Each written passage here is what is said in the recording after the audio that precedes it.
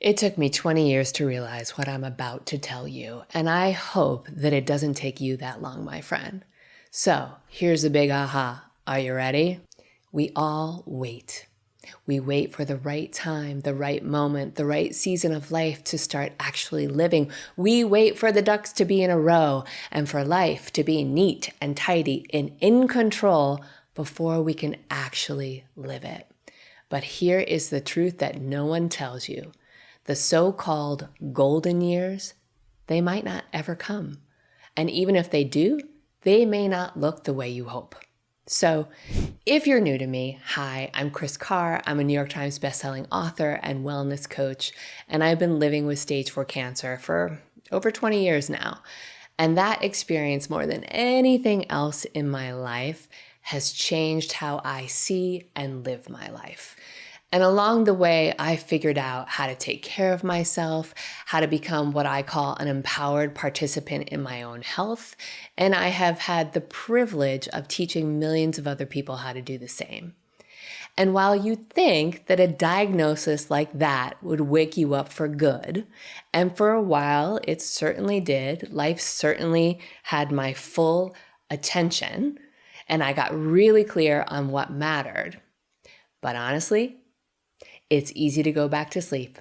It is easy to slip back into old patterns and busy habits and to convince yourself that you'll figure it all out later and you'll get to it all later once XYZ is behind you and so on.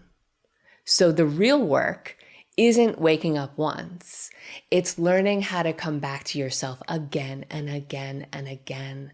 And this story that I'm about to tell you is one of those moments that brought me back. So my dad was near the end of his life, and though he wasn't my biological father, he adopted me. He was my person. He was the one who raised me, who loved me, who showed up for me in every way that mattered. And he and my mom were visiting my husband and I for the weekend. And I remember that I was helping him bring their suitcases up to our little guest room. And he needed to pause and catch his breath. So we're halfway up the stairs, we're on the landing. And then he said something I'll never forget. He said, "You know, love, sometimes the golden years are for shit." And I just stood there thinking, oh, geez, here we go. But then he pointed at the little suitcase in his hand and he said, "You know what's in here? A whole bag full of medications. All this working, all this saving, all this striving, all this waiting for this."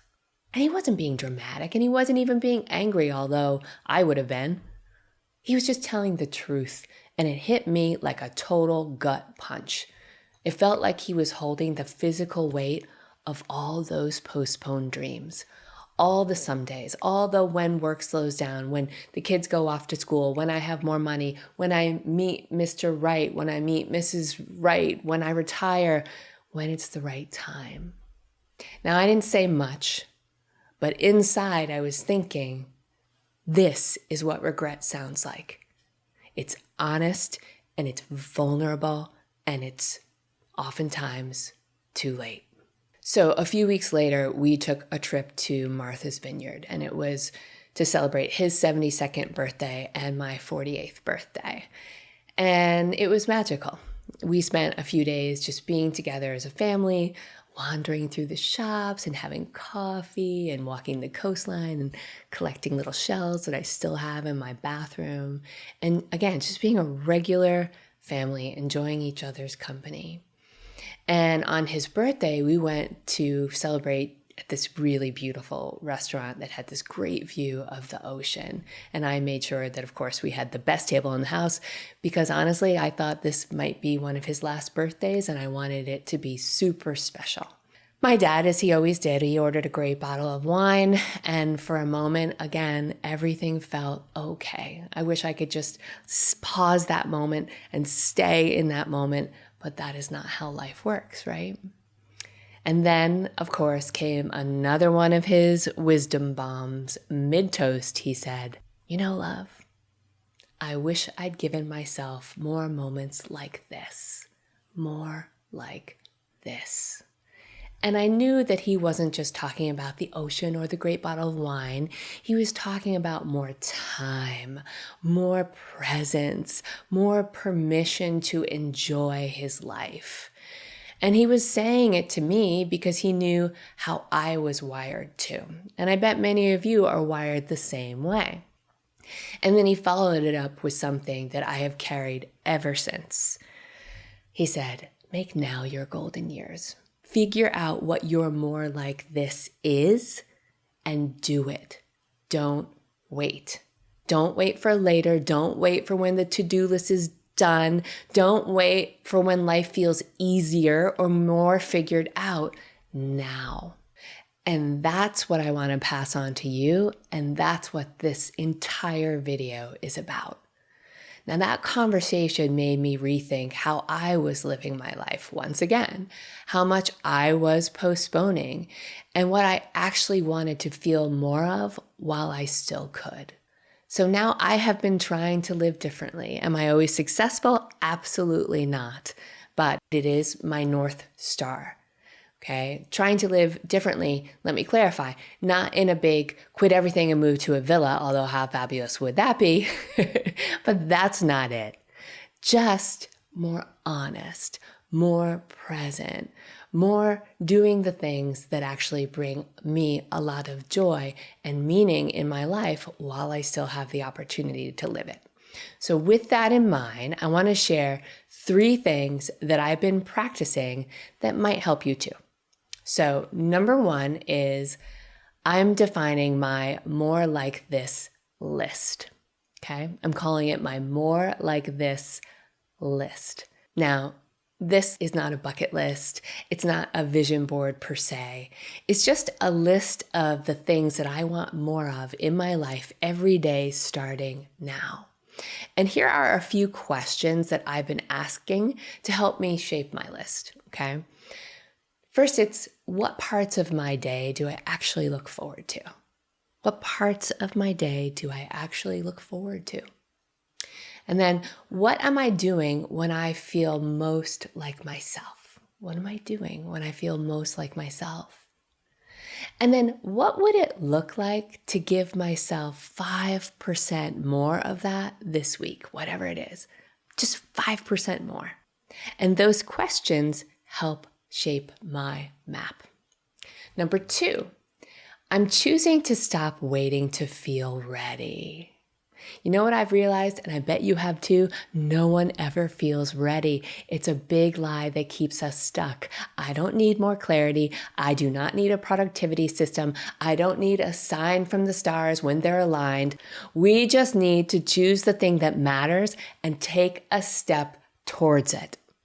Choose the thing that matters and take one little baby micro step towards it. Text the person. Take the walk, right? Book the dinner. Say the thing. Say the thing while you still have time to say the thing so that you don't regret not saying the thing. The life that we want doesn't show up when things get easier. It shows up when we stop waiting for the version of us that feels more together. Oof. Most of the time, we're just waiting for permission, the kind that only we can give ourselves. You've heard that before. I've heard it before. That's nothing new. And yet we still fall into those traps. No one is handing out permission. So you and we need to stop waiting for it and go, go, go, go. Number 3, I'm asking better questions. What do you mean by that, Kris? Well, thanks for asking. This one's really big. So I don't know about you, but when bad shit goes down, sometimes I can get stuck in the why. Why did this happen to me? Why now? Why me? Why did I get cancer? So on and so forth. Why did that big wipeout in my business happen? Why did that relationship blow up? Why? And sometimes asking why is absolutely reasonable and helpful. It's how we try to make sense of chaos. In the early days of my diagnosis, I wanted answers because if I could just figure out why did this happen, maybe I could fix it. Very reasonable, very understandable. But over time, I realized that when we get stuck in the whys, just spinning out in the whys, they rarely lead anywhere helpful. Okay? It just sends you in circles, replaying the past and trying to logic your way through something that just hurts. So now I ask better questions, the kind that actually move me forward. And most of those questions start with the word what. What do I need right now to feel supported? What am I postponing for no good reason? What would future me thank me for doing today? These questions help me calm my system. They shift me out of panic and back into presence. And they remind me that I'm not here to have it all figured out. That is not my purpose. I'm here to stay connected to my heart and to what matters. So, speaking of asking better questions, if this stirred something in you, I made a free coaching session that I think is going to help you. It's called Unstuck and Unstoppable, and it's a 5-minute guided writing practice to help you clear the mental clutter that we've been talking about, to rewrite the story that's been holding you back, and to reconnect with a more powerful version of yourself. So it's part writing, part coaching, and it's a really powerful way to come back to what matters. And if you want it, just click the link in the description to get it. It's totally free. I hope you enjoy it. Tell me how it helps you.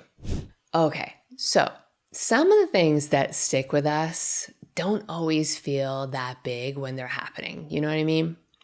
In fact, sometimes the things that really wake us up or the big ahas, they're usually pretty ordinary. But for whatever reason, they instantly shift how we see things. So one of those moments happened near the end of my dad's life, and we were at my parents' house, and he asked me to run an errand for him. He needed me to go to CVS and pick up a few things, including Biore strips. Do you know those little strips? I know me, I was using them in high school, giving myself those facials in the bathroom. They're those little nose strips that pull out the blackheads. That's what he wanted. Now, at this point, let me give you context. He was in hospice. He was just weeks, maybe he had weeks, maybe he had even days to live. His body was breaking down and he was dealing with all of the pain and all of the exhaustion that come with dying. He used to say to me, dying takes a lot of work. And seeing him go through that, I realized, yeah, it sure does. And yet, he still wanted to do a facial. And I remember standing there thinking, really, Dad? This is how you want to spend what little energy that you have left? Absolutely. That is exactly how he wanted to spend it because he still wanted to feel like himself. He still wanted to look, as he would say, spiffy, to have dignity and to feel good about himself and to be normal. And that really struck me because he wasn't waiting to feel better in order to feel good. Let me say that again. He wasn't waiting to feel better in order to feel good. He wasn't holding out for a time when things were easier or more comfortable either. He was just choosing what he could while he still could. And he made me realize how often we don't. We just put joy on hold until somewhere down the line when we create some mythical better version of ourselves that's more productive, more healed, more together often, or maybe more enough. Or we wait for things to get easier before we let ourselves feel even a moment of lightness. But the truth is, joy isn't the reward at the end of the path. It's what makes the path worth walking. Joy doesn't need a perfect moment either. It can slip right into the mess, into the uncertainty, into the pain of whatever we're carrying. And near the end, my dad said something that really struck me and that I want to pass on to you. Going back to, making your golden years now, he added, make golden moments throughout your day. You can do that right now. After this video, you can choose to go off and make a golden moment. Not a big gesture, not a full makeover, not new plans. Doesn't have to be so big that it overwhelms you. It shouldn't. That's not golden. Just the small, meaningful stuff that actually makes you feel more alive, more connected to your joy, more connected to your purpose, more connected to yourself. And so with that in mind, my friends, what's one more like this moment that you could make today? I want you to tell me in the comments if you want to. And if you don't, that's all right. But I do want you to just sit with that question. And as always, with everything I always teach, I say, take what helps, leave the rest, and remember to make those golden moments. I love you.